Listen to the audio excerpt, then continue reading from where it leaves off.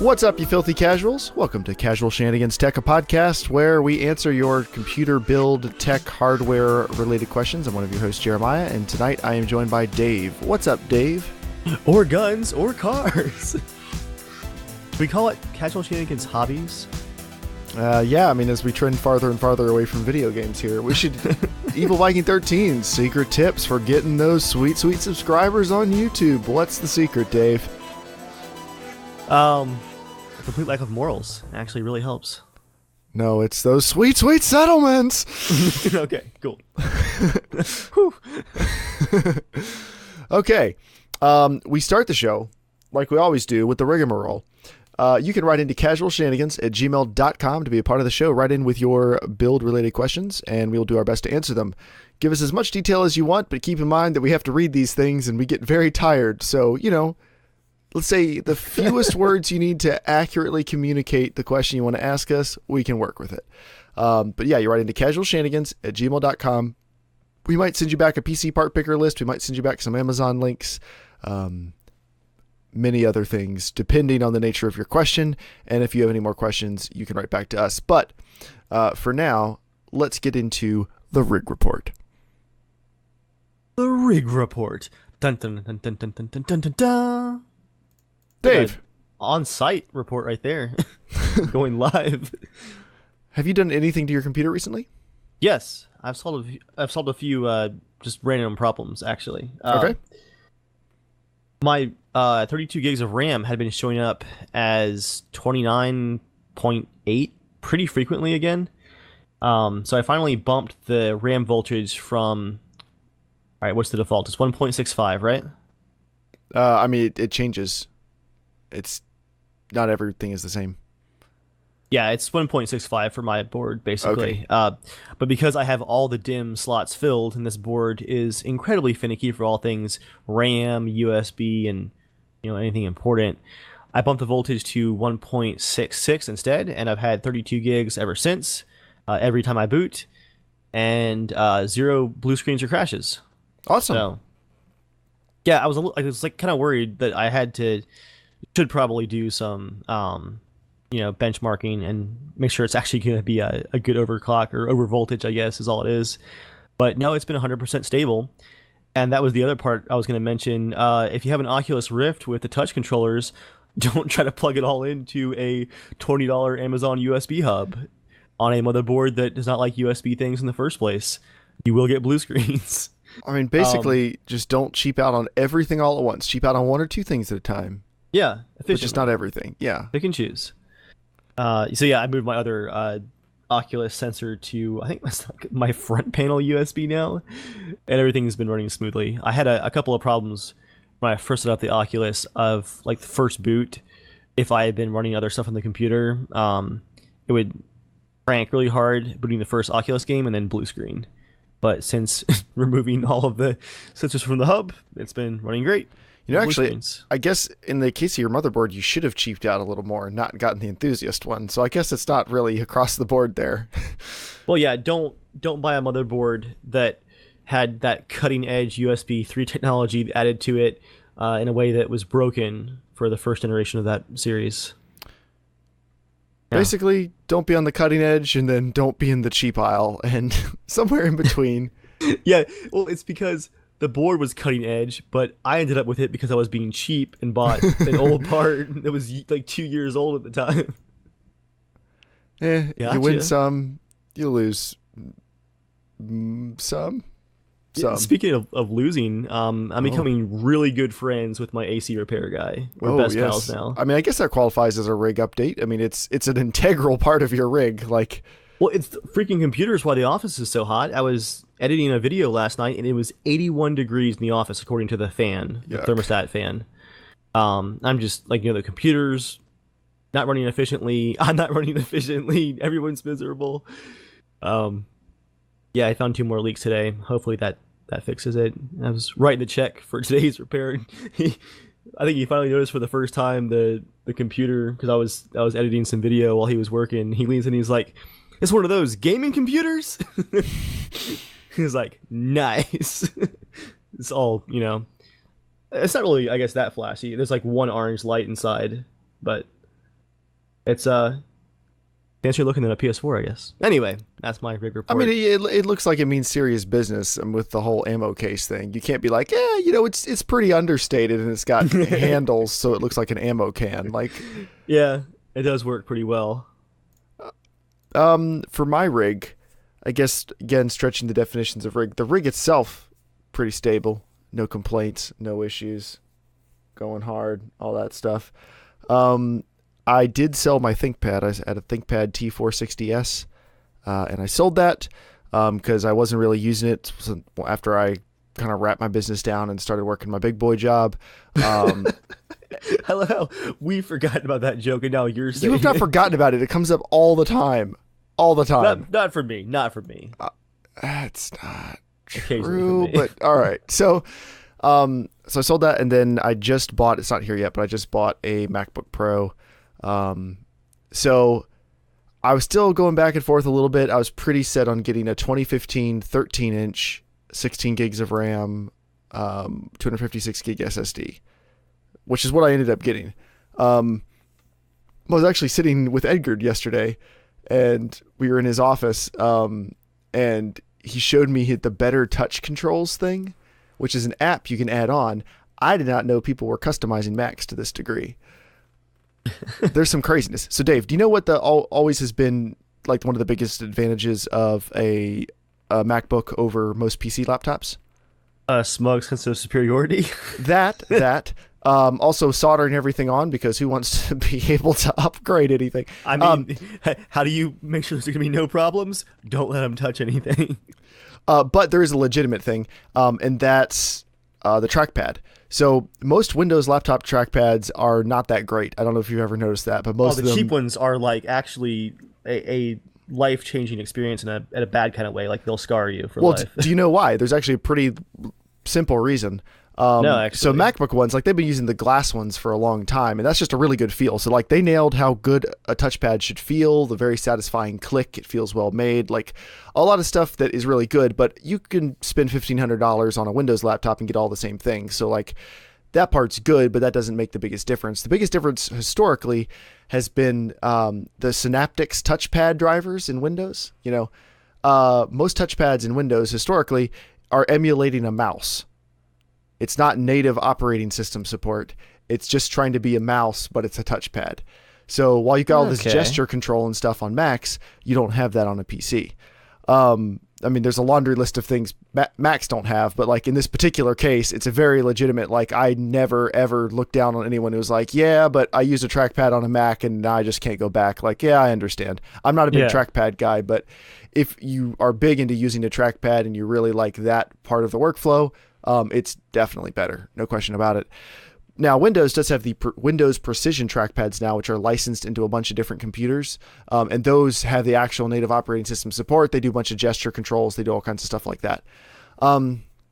So the gap has narrowed quite a bit to the point where, depending on which laptop you get, there isn't necessarily an advantage with a Mac trackpad anymore, unless you're really used to the operating system's gestures. Well, this Better Touch Tools app, I'm currently in the free trial on my work laptop before the one I bought gets here. You can just map anything to anything, which I know sounds dumb, but like, so you've got, one finger, two finger, Ultimate power. you have one finger, two finger, three finger, four finger, and five finger swiping, Jeez. and tapping and double tapping. And then you can also use modifier keys. You can do like rotations with your fingers. Like you can do all kinds of stuff and then map it to literally anything you want. So I set up 3 last night. One of them is anytime I'm going to plug into a projector. If you plug into a projector, it goes into do not disturb mode, so all of your notifications don't flash on the screen. But I ran into something in a meeting the other day where I was doing a Skype screen share with a client, and somebody was sending me emails in relation to the call, and they kept popping up the notifications on screen. And I didn't want to surreptitiously like go over there and try to quiet everything down. So I was like, going a quick way to go into private mode with like a keystroke would be really nice, where it doesn't disturb you with anything. So I set that to be just hold down the command key and then double tap with 2 fingers, and it goes into private mode. That's nice. And then I set another one to be hold down the command key, single tap 3 fingers locks the screen because I'm up and down all day with the laptop. So being able to lock the screen really quickly, like that's something I've just gotten used to with Windows, doing the Windows L. So quick, so easy. Very fast. Yeah, I've done it for a long time. So like I was starting to get pretty tempted, but then I saw the other tab in Better Touch Tools, and it's called Window Snapping. And it's literally the option's called Windows 7 Window Snapping. Oh. Because I don't know about you, but the window snapping in Windows, I absolutely love. Snapping. I only ever used it by accident, and then I Seriously? quickly fixed it to how I wanted it. Oh man, I love the window snapping. Be able to snap things like half left, half right, do quarters on the screen, like dragging them to the side. I use it constantly, using keyboard shortcuts to like minimize stuff. To me, it is legitimately one of the best usability things in Windows. Well, I just turned all that on the Mac, and now it works exactly the same. So with all that, I was like, all right, well, I've converted over. It'll even let you back up all these gestures and stuff to your Dropbox. So I went home and I ordered one. But with Parallels, I can just install Windows, and then I should have the best of both worlds. I'll have a great trackpad. I'll have decent specs, not for the money, but decent specs. Full Windows, full Mac. It really should be kind of the best all around. Full other things. Now, if OS X was installable on other things without having to hack a bunch of stuff or deal without getting updates all the time and whatever else, like if it was as seamless as running Windows on a Mac is, I would just get a Razer Blade Stealth. No question. Yeah. 4K screen, super thin, super light, like that satin black. Ooh. But anyway, so that's all that's changed on my rig. Nothing else really. Everything else is holding steady. Totally happy with everything else on the rig. Oh, you actually reminded me of one more thing I wanted to mention. It's on the software front, actually. Since the great recording hard drive near disaster of July, I've been wanting to keep my recording drive at least occasionally backed up, like once every week and a half or so, just for major projects, footage and stuff like that I've been archiving. Right. But my main backup program, what is it called? Oops Backup. Great for image backups. Like, you don't think about it. It backs up my main portable hard drive. I don't have to think about it. It's not good at setting up multiple types of backups. It's basically you set up the backup with the drives you want backed up, and then that's just it, basically. And again, for the recording drive, like there could be stuff where I don't care about syncing, all that jazz. I found a program called GoodSync. Just can do like an analysis of 2 drives, and you can see a really nice, simple, clean UI of here's the comparison, here's what's changed, and you can say like sync to the left, sync to the right, all that stuff. Has a fully functional trial for I think like 5 complete syncs, and then it's $30 for the full version, and I was very impressed with it. So using it to back up my recording drive now, and it's quite good. So yeah, GoodSync, thumbs up. Are you going to be purchasing it? Yeah, I bought it. That's what I was saying. Oh, I'm sorry. I thought you still were saying you did the trial. Yeah, I did the trial till it ran out, and then I was like, yeah, this is definitely useful. Oh, well, it's good. If it got the Dave seal of purchase, then it's not bad. Tax write-off. Oh. All right. Want to hop into some mail? Let's do it. All right. Caleb wrote into casualshenanigans@gmail.com, just like you can, to be a part of the show. And he says, good day to all. I've been a console gamer all my life, and I've recently decided to take the most logical step into PC gaming. I'm trying to build a budget rig, max $600, not including the monitors, mouse, or keyboard. I'm looking to play games like The Witcher 3, Metal Gear Solid 5, Battlefield 1, Fallout 4, and Overwatch. I know little to nothing about PC gaming, so any help is much appreciated. Just recently found your podcast and love listening to you guys while I'm at work. I've linked a build on PC Part Picker that piqued my interest. Thank you, and keep on keeping on. Okay, I gotta rag him just a bit here for a second. I love that he pointed out that he hasn't known anything about PC gaming yet, because he picked like the 5 most like normie cross-platform releases for like the last 2 years. Like, just like the standard, big titles. We gotta get him into some PC exclusives, like Total War. I was about to say like some serious strategy games, some Arma, but good game choices. But I just laughed because it was like 100% cross-platform giants. It definitely was. Like, I'm glad you're joining us, man. Well, maybe that's it. He's playing those games. He's like, wow, what if any of these weren't running at 30 FPS? And here he is. So the build he found, on PC Part Picker has a Pentium G4560, a gigabyte motherboard, 8 gigs of Patriot RAM, really slow DDR4 2133 RAM, a 2 terabyte Hitachi UltraStar hard drive, a GTX 1050 Ti graphics card, a Corsair Carbide case, Corsair bronze semi-modular ATX power supply, a couple monitors, whatever, but he didn't care about the price of the monitors. So that's fine. It's fine, but I've put together a different build for him. So, and we'll explain why. We'll explain the differences. So the build I put together is a Ryzen 5 1400, which is a hyper-threaded quad-core with a ASRock motherboard, 8 gigs of DDR4 3000 megahertz memory, a 2 terabyte Hitachi UltraStar hard drive, a Zotac GTX 1050 Ti GPU, a Rosewell case, and a same Corsair power supply. All comes out to $567 before rebates. Very nice. Nice cleanup job. So here are the reasons why I wouldn't go with your Rig Nomad. So you want to play Battlefield 1 and Overwatch. Those are, especially if you play multiplayer, those are decently CPU heavy games, and that Pentium G4560 is going to be a little too budget. It's going to struggle. Even if it's a hyper-threaded dual core, still a dual core, not ideal. Also, the speed of that RAM is a little bit slow. Doesn't matter as much for Intel processors, but it matters more for AMD processors. And then your GPU is fine. I just happen to pick a slightly different one, but the one you picked is totally fine. They're both 1050 Ti's. You can't get anything slightly more expensive than a 1050 Ti. You have to jump like 60 or 70 bucks to get like a 3 gigabyte 1060, just because the GPU market is still completely trashed pricing wise. So picked out 8 gigs of DDR4 3000 RAM. Well, I already listed all that stuff. Never mind. So that's what I picked out. That's what I'd recommend. That AMD platform is going to be a lot stronger to build on in the future.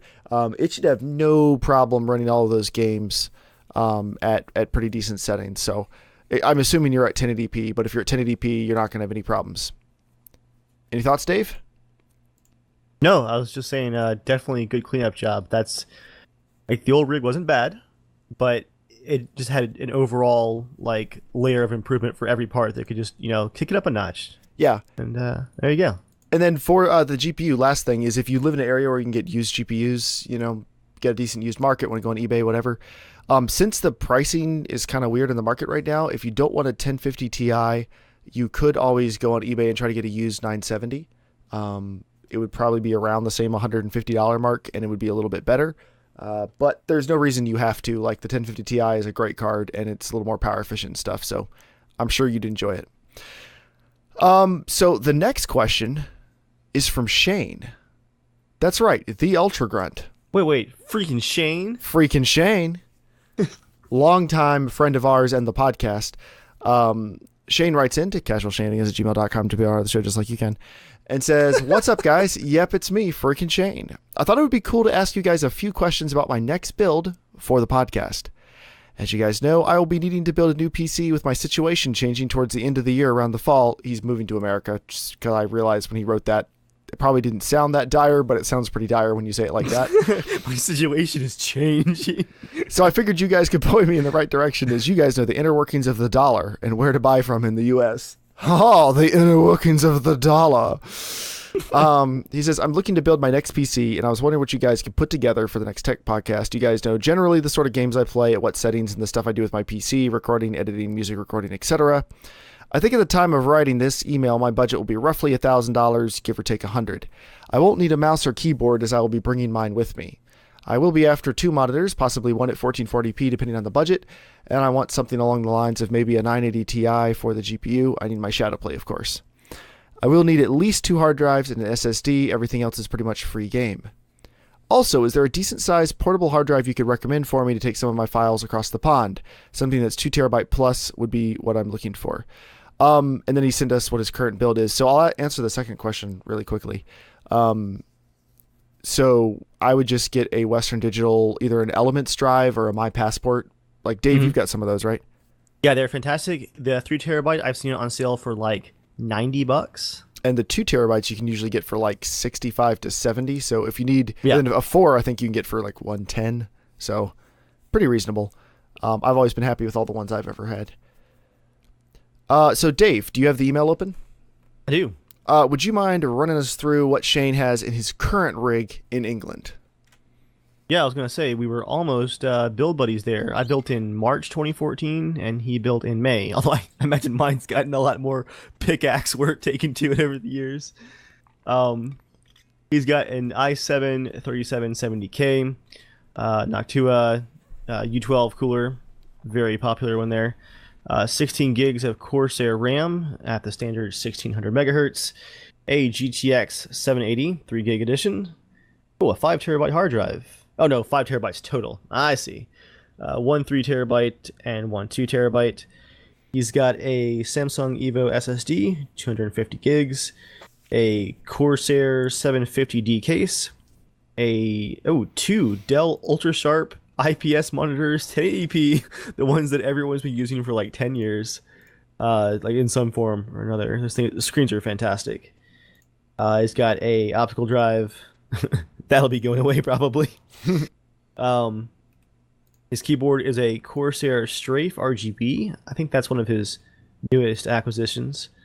And the correct choice in mice, the Logitech G502.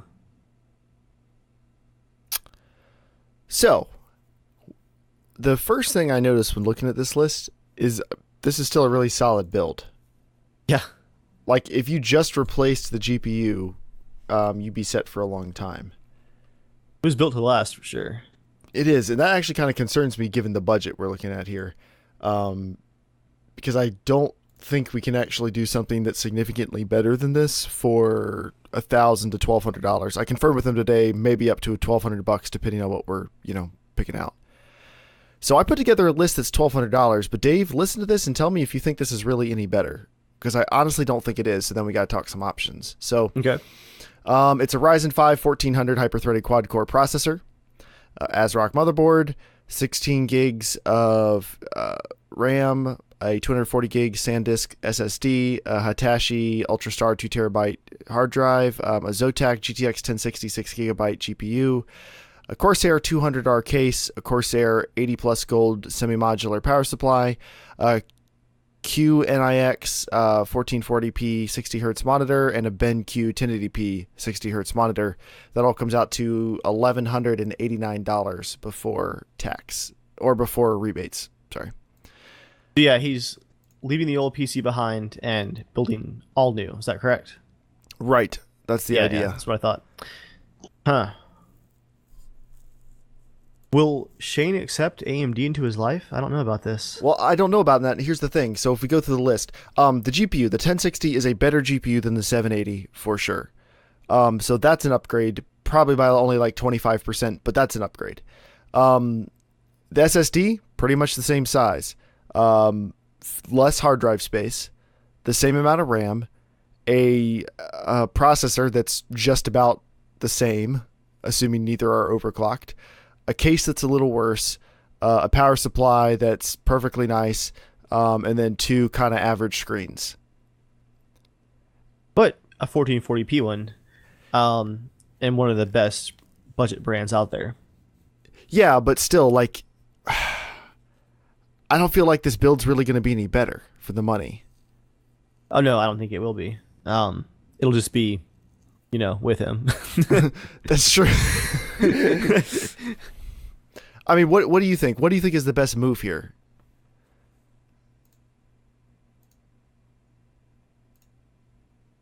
Over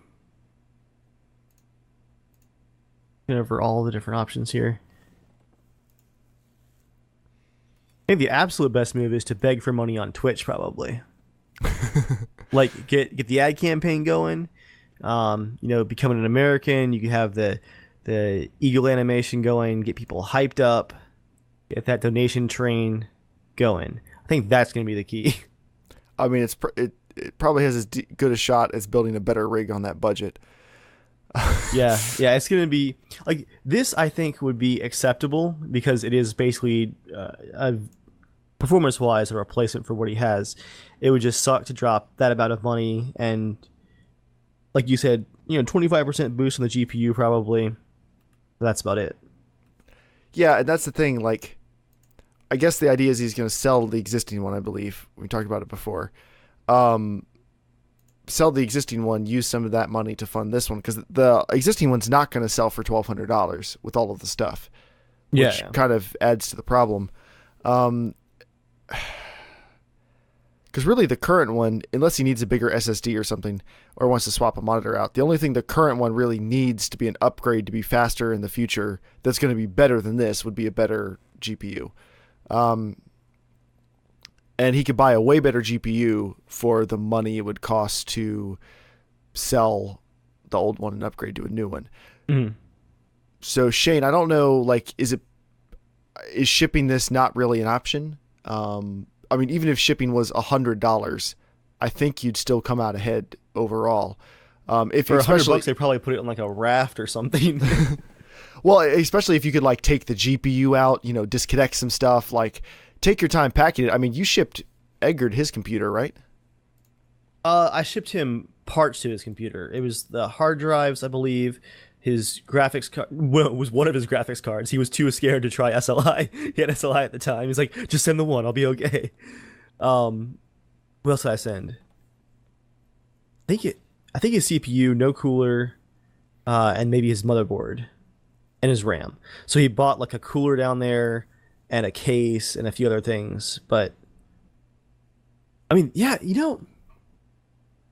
I like that plan, Jeremiah. Like the motherboard and case are two of the most difficult things to ship or pack with you. And they're not too bad to replace. The case especially. Now the motherboard, I bet you could pack that maybe with you and take your graphics card and your hard drives, package them up and ship them to yourself. I'd probably sell the GPU. If you want to spend some money on an upgrade, there's nothing special about the GPU. That's very true. Yeah. Hard drives, I like the idea of like ship some of the drives, get the rest of the data, back it up on a 2 terabyte drive, bring that with you, like do whatever you can to make sure you have backups of your data. Definitely don't, compromise on that.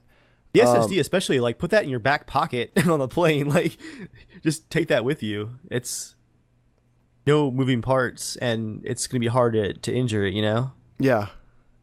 That on your carry-on. I mean, granted, like we're not really answering this question here, but I don't see a better way to do this unless you buy all used parts when you get here, which is totally an option. But I think that's the only way you're going to get a better build than this for the money. Like if you want to get a 980 Ti or something like that, I'd probably be on eBay getting stuff that's all completely used, and we could talk. I mean, Shane, if you want to some night, we can go through on eBay, since American eBay is pretty good, and I'll help you put together something if you want to talk about that options. I think we'd probably have to kind of do that live and talk through some stuff and see if we can really beat this a significant amount. But yeah, you could consider just anything that's going to be difficult or a pain in the butt to ship with you or do anything with, sell that, take the parts that are good and bring them with you. Not that this build we put together is bad. It's just I don't think you're really going to get your money's worth out of making that trade. Good news is those monitors should still be worth an okay amount of money if you want to sell those, and you could get nicer ones over here, and then the rest of the build, whatever you want to bring with you. It sounds like that we're kind of in agreement. That's probably what we do. Yeah, for sure. And now, Dave, guess what? What's happening? User was moved to your channel. Hey, Shane. Oh, hey. So Shane, can we talk to you about your question? You can. Okay. So we were looking through what you want to do for your America build, and if we could just confirm a couple details. So you're planning on selling your current rig, coming over here, building a new rig, right? That's correct. Okay. Are you keeping anything from your current rig? No, nothing at all. Okay. Is there a reason you don't want to keep anything from your current rig? Because shipping it would be a nightmare. Okay. Which parts of shipping would be a nightmare? Because the advice that we have technically already given you in the podcast before we grabbed you and brought you in, we're going to suggest shipping it, but we want to talk through the specific reasons, because if that's absolutely not an option, then of course we need to figure something else out. But going through build stuff like we did, we think that might even be the best option. So if it's not, let's talk. Okay. Well, it's going to be a bit of a pain to reuse anything I mean, I've already technically sold the PC. Oh, you have. I have. Oh, but okay. either way, even if I was to ship it, as we saw with Justin, when he shipped his computer over, it took like, was it 2 months Yeah, to ship over? it was really bad. And I really can't be taking that much with me anyway when I move over. I'm going to be taking like 2 suitcases, so I can't really stuff tons of computer parts in there. Those are gonna be full of candy, so it's Yeah, there's already people important essentials. buying the space inside my case at the moment. So I'll be just mainly moving over the important things. Okay. Now I know Justin's took a long time. One of the reasons was that it was like in a shipping container with the rest of his family's stuff. If you just have you like priced out what it would cost to just ship it like FedEx World or something? I have. It was something like £80 to £100 to ship Okay. over. Okay. I mean that's expensive. So our suggestion and the reasons for it were for your budget, I don't think we can put together a new build that's going to be significantly better. The CPU Right. will be as good or a little better. The GPU would definitely be a little better, 25-30% better. It'd be a 1060. You could get a 1440p monitor and a 1080p monitor. You could get an SSD and a hard drive, but it's pretty much going to be the same quality and specs as everything you've got now, just DDR4 RAM and an AMD Ryzen build. And then it's going to be $1,200 and only 2 terabytes of storage instead of 5 terabytes. So that's doing it all new. Now, I was going to say, if you want to get together like on Teamspeak one night and go through eBay and see what our options are, I know we can beat that with a used build. But, Oh, yeah. that's up to what you want to do. And I was thinking, given that it's not really a lot better, and I'm sure you're not selling your current build for $1,200, it might be actually cheaper or more cost effective to pay the extra money to ship the one you have than it would be to like sell the GPU out of it and then ship the one you have and then get a new GPU when you get over here or something. Or like take your motherboard and your CPU and your hard drives and stuff and ship all those and just sell the case, because you could ship them in a much smaller box and cases are kind of cheap. But if Yeah. you've already sold the PC, that's not really an option. Yeah, I've already pretty much sold it, so Okay. can't really take back on it yet. But I mean, the budget I gave is like a rough amount, like the lower end of what could be really. It could be higher by the time I move over. It just depends on how much money I've got once I move. Okay. Would you be open to doing any used stuff? I would be. Okay, because I think with used stuff, like I said, if you want, we can do it on TeamSpeak one evening. I think we could kill this with a used build. Oh yeah. Actually, we'd probably end up getting a lot of the similar parts to what you have now, but like a way better GPU, better RAM, stuff like that. If we get a decent combo on a CPU, motherboard, RAM setup, like, I think you're golden. Oh, yeah. Definitely. So I think that's really your best bet, because the build we've already technically talked about in the podcast is not going to be higher in quality. It'll just all be new. and I'd hate for you to like sell it, I don't know if you're selling your current one for, $600 or whatever, and get over here and then spend like another $600 to be pretty much where you left off. It seems like it'd be pretty disappointing. Yeah, it would be kind of, especially with less hard drive space. Yeah, and that's part of it is like you mentioned like at least 2 hard drives. I was only me putting like 1 2 terabyte in there too. That's kind of disappointing. Are you definitely selling it with all the hard drives in it? Like, is the person you're selling it to, do they need all that storage? They need at least one, so I might be able to take one of them with me. Okay. Have you thought about like, do they need a processor as good as the one you've got? They do, yeah. It's going to be used for game development. Okay, I was thinking you could also buy like a lower end Ivy Bridge, like a 3400, or I don't know if that wasn't one, the 3470 or something, like an i5 or something, and stick in there. But if they're going to need the extra CPU horsepower, then that's probably not worth it. Yeah. Okay, well, that's all of the smart suggestions we made. Looks like none of those are going to work out. But no, I think we can then beat it with a used one. It'll have to be used Yeah, to get definitely. significantly better. But if you're cool with that, I mean, you can, you know about them deals. Yeah, I'm fine with using used stuff. Okay, cool. Then we'll get together and price some stuff out. Just let me Cool. know when you want to. Have you will ever do. heard the legend, Shane? The potato masher. Oh boy. Well, in his Legend. case, it's more of like the Potato Masher Pro. Be a little like more. and subscribe. All right. Hey, thanks for letting us drag you on the podcast, Shane. No problem. All right. Have a good one. You too. Next bit of mail comes from Ben. Oh. We get one of these per week, guys. Come on. You're only allowed one. You got to work it out ahead of time. Ben, also longtime actual friend and friend of the podcast, Arma player, etc., etc., Love you. writes in and says, "Hey guys, I had a couple of questions I thought might be interesting to discuss on the podcast. In general, I know you guys go for more hardware topics, but I have a few software questions. That's okay, Ben. We're hard for you.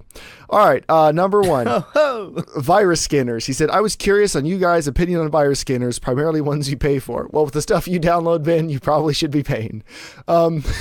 He says, we all know the old adage that the best way to prevent a virus is common sense. But just how, like, the best cooks need a fire extinguisher sometimes. Oh, no. Sometimes, even if you're super safe, you need a virus scanner. Ben, you saying that is like saying even the best cooks sometimes need a fire extinguisher as you're cooking meth in your trailer. Even the best brothels sometimes have to have a doctor come around.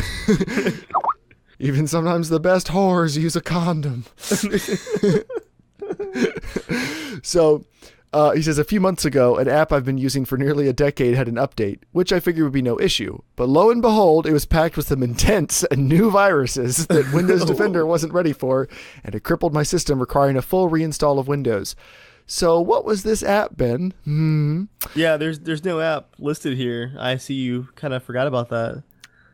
After doing some research and issues with Windows Defender needing to reactivate, I decided to spend some money and get Kaspersky.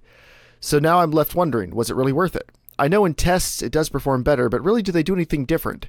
They offer some fancy features and such, and it worked out to $10 per computer. And of the 3 of the computers, it caught some viruses on 2 of them that Defender never caught, so I guess what are your overall opinions? So we'll answer question 1 first. Dave, what are your overall opinions on paid virus scanners? For the most part, unnecessary, with some exceptions. My go-to combination ever since I think Windows 7 now has been an up-to-date Windows Defender and keeping your Windows updates up-to-date, and then the pro version of Malwarebytes with the active scanner in the background. Mm-hmm. That combination on both of my main computers for like 7 or 8 years now has been unstoppable. I mean, flawless. I don't think Malwarebytes offers the lifetime licenses anymore, but I got super lucky and got a lifetime license for like $25. So now I'm a longtime user of the free version of Malwarebytes. Like when I'm trying to get into someone's computer, I don't have it installed on mine. It's just one of the ones in my toolkit for when I need to clean someone else's up. What do you get in the paid version? I just saw in the taskbar, it's like your databases are out of date, so let me go ahead and get that updating. You essentially, the only difference is instead of having to do a manual scan, it will occasionally do its own scan for you. Okay. And there's also a active, heuristic scanner. Okay. Where I think once I've seen it go off, where there was a piece of malware that was doing things that were suspicious, and it like flagged it as like, hey, this app is doing things. Did you authorize this? And I was like, no, I did not. And it said, all right, scrubbing it clean. So basically, it doesn't look for an exact footprint always, but sometimes it just looks for activity that's not supposed to be there. But not in an obnoxious way. Again, I saw that scanner go off once in 7 or 8 years. And other than that, smooth sailing. So it's unintrusive, but also effective. Yeah, I'd say Malwarebytes. I haven't used Kaspersky. Actually, I think I have a lifetime license for Kaspersky. I got in some deal for like $5 once. It was some like crazy deal. I was like, well, I don't even plan on using this, but might as well. Yeah. But Malwarebytes, I do really like the free version. So if I needed something on a more regular basis, I probably would get the paid version. I've always had great success with that. And then just Windows Defender. Used to be called Microsoft Security Essentials. And then, yeah, Common Sense. That is such a Microsoft name. Microsoft Security Essentials. Like, it's an antivirus. Like, let the old people have a simple name, please. Well, I Windows guess that's Defender. why they went to Windows Defender now, which is also built into the operating system instead of you having to download it. Yeah, but it just makes better sense. So for paid ones, I guess in theory, what you're getting is you're getting some more you're getting more real-time scanning, you're getting, faster updates, you're getting all that stuff. In practice, I've never run into a problem that a free scanner couldn't take care of. So I've never had to pay for something to actually get the solution to a problem. But even Malwarebytes, you can use the free version if your computer is like badly borked. yeah, And I've used it on those computers a few times a year for that last 7 or 8 years while going, I sure am glad that I paid for this on mine so I don't have to think about it.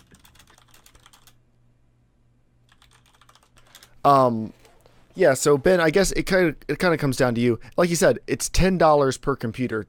They're pretty cheap. I don't feel like anything I'm doing requires all the additional scanning and real-time protection and everything. Like, people aren't just tunneling into my computer to drop viruses on it. But that's kind of situation dependent. I think a really good paid one with a real-time scanner, if you've got that one particular family member who just won't stop clicking on weird, coupon toolbars and stuff, like, maybe it is worth it. It's not that much money. How much money is it worth for peace of mind? I mean, I can successfully do all my backups manually for free, but I did buy CrashPlan. When I did that, I installed it on a bunch of family members' computers because for like $1 each per month, it's worth it for me never have to explain to them that, yes, they actually have to plug the external hard drive in. They actually have to put stuff on it. That's why we got it for them. Never having to explain some of that, just be like, nope, I'm going to install this, and then it's just there, and then it just works, and then I never have to worry about it, and they never have to worry about it. And I think you could get that with a free virus scanner. Honestly, I'm a little bit out of date on what some of the free ones might offer now, so I'm sure there's plenty of real-time protection that isn't going to be too spammy. That's one thing with a lot of paid antivirus is you're going to get a lot of fussing for you to upgrade to the real version. But yeah, I mean, I don't think there's any paid ones that are. I think if you can get one for like $10, it's probably worth doing. I would never in a million years buy one of like the $100 a year plans and stuff. Like, I don't know if companies are still doing that stuff, but plenty of them have in the past, and I would never do that. And then his next question. When setting up a rig or tweaking someone's computer, what are the initial programs you set up? For example, I'll typically do either Chrome or WaterFox with uBlock Origin, Winamp, Internet Download Manager, WinRAR, VLC, Foxit, Notepad++, TeamViewer, Steam, Malwarebytes Free, and Add.uCleaner. Wait, you say Winamp and WinRAR? What decade is this? He says, typically, I find this gives a good selection to get me started. I can move from there. What are your go-to apps to start out with? Dave, what are your go-to apps? I'm going to exclude all my weird development software because I've got like 1,000 different plugins and exporters and all that stuff. But in that same vein, Notepad++.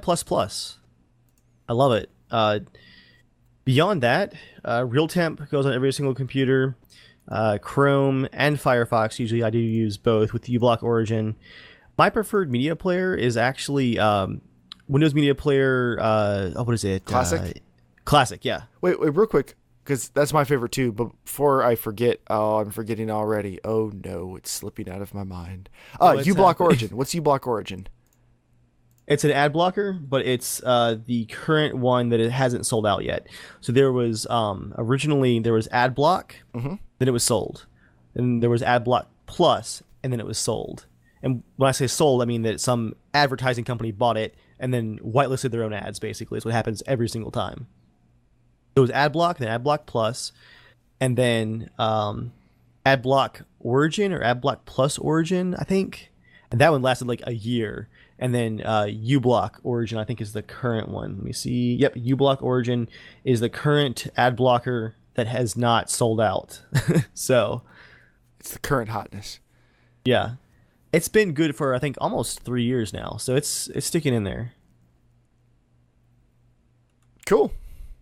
Beyond that, I don't think there's a whole lot. I mean, Audacity, but again, we're getting into like the production stuff. So yeah, I went through my list of essential things, and it's Chrome, Firefox, Microsoft Office, the Adobe Suite, Core Temp, MSI Afterburner, Handbrake, CCleaner, 7-Zip, Steam, TeamViewer, and Media Player Classic. 7-Zip. Yes.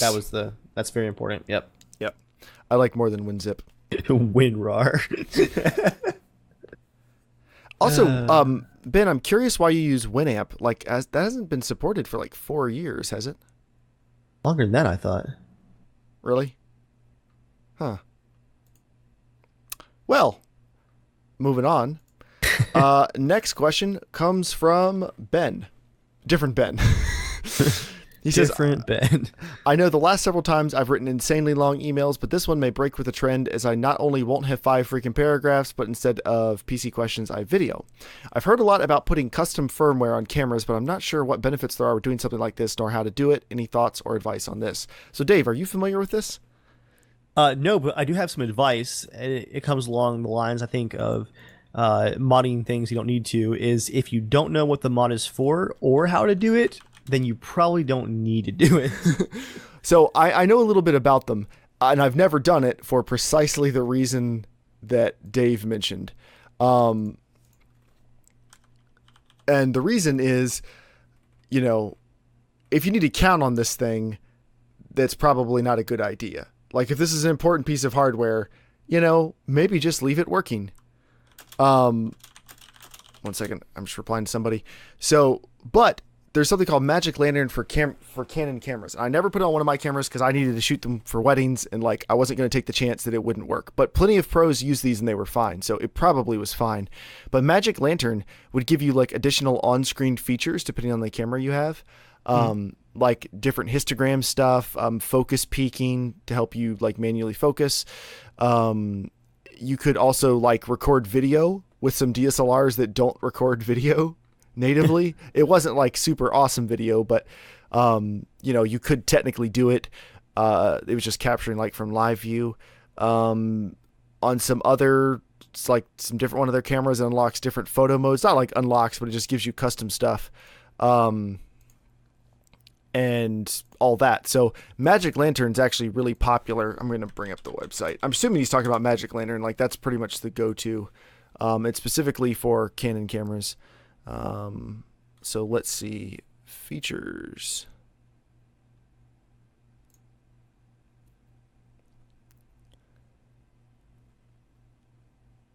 I like under the FAQ. This should tell you what you need to know. Question: is it legal? This is a clean room black box reverse engineering effort, and as such, should be okay. Is it safe? No. Oh. I mean, it's the truth. It could possibly void the warranty and all kinds of other stuff. So, but yeah, it can let you do lots of really cool things. On some cameras, you can do different options for time lapses, different options for video, different options for pictures, all kinds of stuff. You load it onto one of your memory cards and load it into the camera. So, that part is pretty cool. But yeah, if you've got a DSLR that you're just playing around with and you're hey, I want to try out some new features. I mean, I guess there's no real downside. But me personally, I would not do that. I would leave it alone. Same. Yeah. Next question comes from, he says, good luck pronouncing this name. Joe from Portugal. J-O-A with a tilde, not a tilde, A with a loop, and O from Portugal. He says, hi, everyone. I've been following the podcast for quite some time now, and I've never written anything. That time has come. So I have some questions regarding my current build as well as an audio-related question. So his current build is a 3770K, Hyper 212, 8 gigs of RAM, 850 Evo SSD, Hitachi Deskstar, MSI GTX 960, NZXT H440, EVGA 500 watt, blah, blah, blah, Windows 10. He says, I want to upgrade to 16 gigs of RAM. Should I get 2 8 gig sticks and replace the current ones, or just get another 8 gig stick and add it to the build? I think we'd probably be in agreement, Dave. Don't mix and match RAM unless you can buy exactly the same RAM. But he's got 2 4 gig sticks. I would just go to 2 8 gigs. Instead of doing 2 4 gigs and an 8 gig, I would not do that. And then he says, I definitely want to upgrade my 2 gig GTX 960 to a 6 gig GTX 1060. I have a preference for NVIDIA. Go for it. Adding to that, I need a new hard drive because the 250 gig SSD and 500 gig hard drive are not cutting it. I'm thinking of getting a 2 terabyte Seagate drive. Should be simple enough. All this sounds good and like you don't really need our help. He says, for the rig upgrades, that's pretty much it, but I have another question. How can I overclock my CPU correctly? I've tried in the past and overclocked to 4 gigahertz, but I didn't think it was stable, and I reverted back to stock. Another thing is that currently with the Hyper 212 Evo, I'm idling at 40 to 45 degrees Celsius. Is that normal? No. I mean, even on the stock cooler, he should be idling in the 30s. Really? Yeah. This is just idle we're talking about.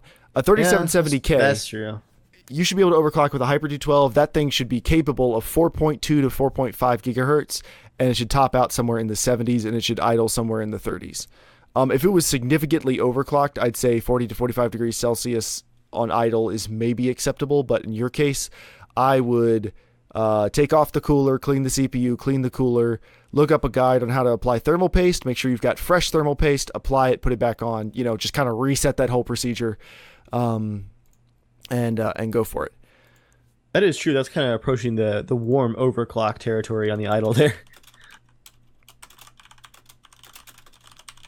And then, so how can you overclock it correctly? I would just look for a guide online. 3770K, super popular processor. You got a Z77 board. Like, you got all the stuff you need. Follow a guide. You shouldn't need to bump voltage. You should be able to just stick with like auto voltage or maybe like a very slight offset, and with all that you should easily be able to get 4 gigahertz. If you're not sure if it was stable, you said you didn't think it was stable. I'm curious why you didn't think it was stable. Download Prime 95, run Prime 95, keep an eye on your temperatures. If your temperatures get above 80, I'd stop it. If your computer blue screens or one of the Prime things crashes, then it's obviously not stable, but I'm curious why you think it wasn't stable if nothing bad was happening that you at least don't mention in the email. So then his last question is, finally, the audio upgrade. My old Turtle Beach X12s just broke. I want to upgrade my audio, get some real headphones. I don't want to spend too much considering I need a mic to talk in game and on Discord. I've looked around and found Super Lux HD 668Bs for €30 with shipping from a store where I live in Portugal. That seems like a nice deal considering the price and the reviews. The Super Lux HD 668Bs are good headphones. I think you'd probably like them. But he said, I also thought about getting the Status CB1s that I know Jeremiah owns, and I've also talked with him briefly on Discord about them. Thing is, those are €70 plus shipping, and I still need a mic. Also, they're closed headphones, and from the research I did, open headphones seem to be where it's at. Dave, you've gamed on open and closed headphones. Do you think there's that big of a difference? No, I don't think so. I don't think so either. I've had really nice closed ones and really nice open ones. Like, if you're a really good first-person shooter fan or something, like, and you really need that edge, maybe open ones are better. I know decent open ones are going to sound way better than like low range closed ones, but like my DT770s, I mean, just sound awesome. Like, I never have any complaints about how they sound. My Status CB1s, definitely a little more closed, but I'm also very happy with them. If that's too expensive for you though, understandable. I mean, you can get like a $15 on Amazon, like a little just lapel mic that would clip on or something, that would sound okay. But there are like $50 headsets that are also okay too. So the Super Lux 668s, those are going to be perfectly fine. I don't think there's any problem with getting any of that. And then just get like a clip-on mic or an Antlion mod mic or something like that. A cheap desktop condenser mic or like USB condenser mic would be totally fine. But yeah, those headphones are fine. I do highly recommend the Status CB ones for anyone who's looking for good closed headphones for under $100. The CB ones are the best ones I've ever used that fit all those requirements. And then he does say he could save up and get some Sennheiser HD 558s for €130 plus shipping. That's probably stretching, but if it's worth it, I'll do it and just save up. Christmas isn't too far anyways. Haha. I honestly think the CB ones sound better than the 558s, and I've had both. Unless you really, really want open cans, I would get the CB ones over that. If you want to stay on a budget, I get the Super Luxes. So is it for his rig? Which part should I upgrade first? What do you think? Dave, given his rig is the 3770K and the GTX 960 and all that stuff, what do you think he should upgrade first? The RAM's kind of lacking. That's probably not a high impact upgrade point, though. I think it does probably need the upgrade sooner instead of later. But CPU should be good to go for a bit longer. I say GPU. Yeah, I mean, usually, if it's a gaming PC, that's usually the case is, get a better GPU, everything else will struggle for a while. Yeah. But yeah, a 960 is old enough now that I think going to a 1066 gigabyte, I mean, I don't know if it's not going to double your performance, but it's going to be quite a bit better. So I do that. Last question is from Matt. He says, "Hey guys, I don't know if this will get to you in time, but if so, this should be fine to be answered next month."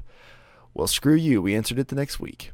I want to start you by thanking you for reading out the emails I send to you. I have a bad time communicating with others, and hearing what I've written makes me revisit my communication skills. Oh, don't be hard on yourself, Matt. We understood what you've been asking each time. He says, "Anyways, I didn't take your advice." Well, screw you, Matt. We'll talk to you later. This has been Casual Shenanigans Tech. Breakdown, rage, anger. We're incredibly bitter. Relationship destroyed. He says, "I didn't take your advice, and I went with an Intel i7-7700K and an Asus Z270 motherboard. I had to buy a new liquid cooler because the other cooler's backplate was accidentally given to my brother for his birthday. I bought my motherboard open box, and I found out that the B RAM DIMM slots aren't responding, while the A DIMM slots do work, meaning I can boot on, but I can't use any of the other two DIMM slots. I'm pretty sure I have to get this changed out since it's under warranty, right?" Yes. If it's under warranty, I would absolutely get a motherboard replacement. It sucks, but you need to do it. He says, "You want to hear something horrible? Windows 10 wouldn't let me transport my keys to the new computer. So in the interest of saving time, I bought Windows 10 Pro from the Windows Store." And I'm skip. The question I have for you is, how many times can Windows 10 Pro be transferred from computer build to computer build before you have to buy Windows 10 Pro again? Thanks for helping out, Matt. Dave, does that sound right? What sounded right specifically? He said Windows 10 wouldn't move to his new computer. That should be fixed with a phone call to Microsoft in like 5 minutes. Yeah, I'm curious about the exact reasons why, unless it was an OEM key or something. Even then, they'll transfer OEM keys if you just call. They don't. Yeah, they don't care. They're pretty good about stuff like that. And then also Windows 10 though has the feature where you can actually lock the license to your Microsoft account. So all you do is sign into the new computer the first time, and then it activates it. You should not need to buy a second one. But now that you've already bought it, I mean, I guess there's no turning back. But yeah, I mean, you should absolutely be able to move it to your new computer. If you can't do it just by tying it to your Microsoft account, call Microsoft. They'll help you out. I have called them 5 or 6 times about keys in the past, just when I've run into issues with them, and it's never once been a problem. They're just happy that you tried to pay for it. That's basically it. Guys, we got another one. He called. All right, well, that's it, Matt. And let us know if you have any questions, and to everybody else, thank you for writing in and being a part of Casual Shenanigans Tech. As always, you can write in casualshenanigans@gmail.com to be a part of the show. You can follow us online at casualshenaniga, casualshenanigans.com, etc., etc. Thank you, everyone, for being a part of the show. Dave, anything else you want to talk about? No, good episode. Good questions, guys. All right, keep them coming. And until next time, stay casual.